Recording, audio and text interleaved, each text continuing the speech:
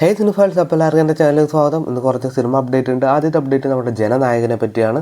സിനിമയ്ക്ക് കുറച്ച് കട്ട്സും മ്യൂട്ട്സൊക്കെ വന്നിട്ടുണ്ട്.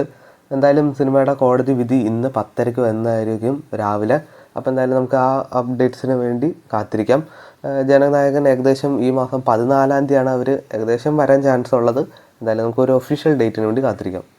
ജനനായകൻ എന്ന സിനിമയുടെ അതേ അവസ്ഥ തന്നെയാണല്ലോ നമ്മുടെ പരശക്തി എന്ന സിനിമയ്ക്കും. സിനിമ എന്തായാലും റിലീസ് ചെയ്യുന്നില്ല, കുറച്ച് കട്ട്സൊക്കെ പറഞ്ഞിട്ടുണ്ട്. എന്തായാലും പുതിയൊരു തീയതിക്ക് വേണ്ടി നമുക്ക് വെയിറ്റ് ചെയ്യാം. നമ്മുടെ ജയൻ രവി നമ്മുടെ ജനനായകന് വേണ്ടി അദ്ദേഹം ഒരു സപ്പോർട്ട് സ്റ്റേറ്റ്മെൻറ്റ് പറഞ്ഞിട്ടുണ്ടായിരുന്നു. എന്ന് ജനനായകൻ വരുന്നു അന്നായിരിക്കും പരശക്തിയും വരുന്നതെന്ന്. അപ്പോൾ എന്തായാലും നമുക്കൊരു പുതിയ ഡേറ്റിന് വേണ്ടി വെയിറ്റ് ചെയ്യാം.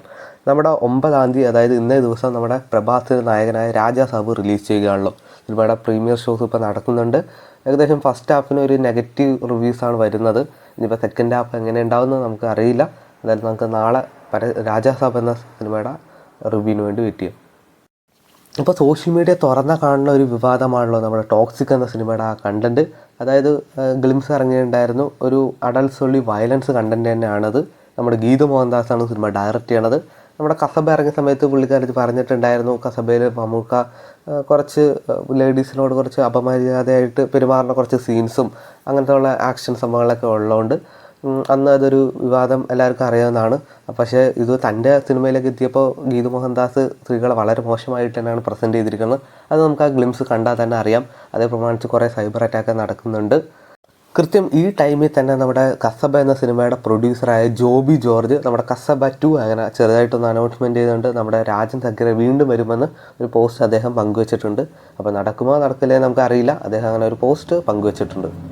2024 ഒരു മലയാളി സിനിമാ പ്രേമികൾ മറക്കാനാവാത്ത ഒരു വർഷം തന്നെയാണ്. ഒട്ടനവധി നല്ല സിനിമകൾ റിലീസ് ചെയ്ത ഒരു വർഷം തന്നെയാണ്. ആ വർഷം റിലീസ് ചെയ്ത നമ്മുടെ മമ്മൂക്കയുടെ മികച്ചൊരു ചിത്രം തന്നെയാണ് ബ്രഹ്മയുഗം. സിനിമ അങ്ങനെ ഓസ്കാർ അക്കാഡമി മ്യൂസിയത്തിൽ അങ്ങനെ പ്രസൻറ്റ് ചെയ്യുകയാണ് ഈ വരുന്ന ഫെബ്രുവരി 12-ാം തീയതി. നമ്മുടെ മലയാളത്തിനും സിനിമ പ്രേമികൾക്കൊക്കെ ഇതൊരു അഭിമാന നിമിഷം തന്നെയാണ്. അടുത്ത അപ്ഡേറ്റ് നമ്മുടെ ചത്ത പച്ച എന്ന സിനിമയുടെ ഒരു പ്രൊമോ സോങ് ഇപ്പോൾ യൂട്യൂബിൽ അവൈലബിൾ ആണ്. എല്ലാവരും ജസ്റ്റ് ഒന്ന് ചെക്കൗട്ട് ചെയ്യുക.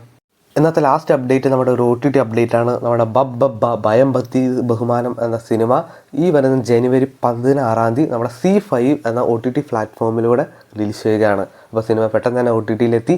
അപ്പോൾ കാണാൻ പറ്റാത്തവരൊക്കെ എന്തായാലും പോയി കാണാം. അപ്പോൾ ഇതുപോലത്തെ OTT വാർത്തകളും സിനിമ വാർത്തകളൊക്കെ അറിയാൻ വേണ്ടി ചാനൽ സബ്സ്ക്രൈബ് ചെയ്യുക, കൂടെ സപ്പോർട്ട് ചെയ്യുക.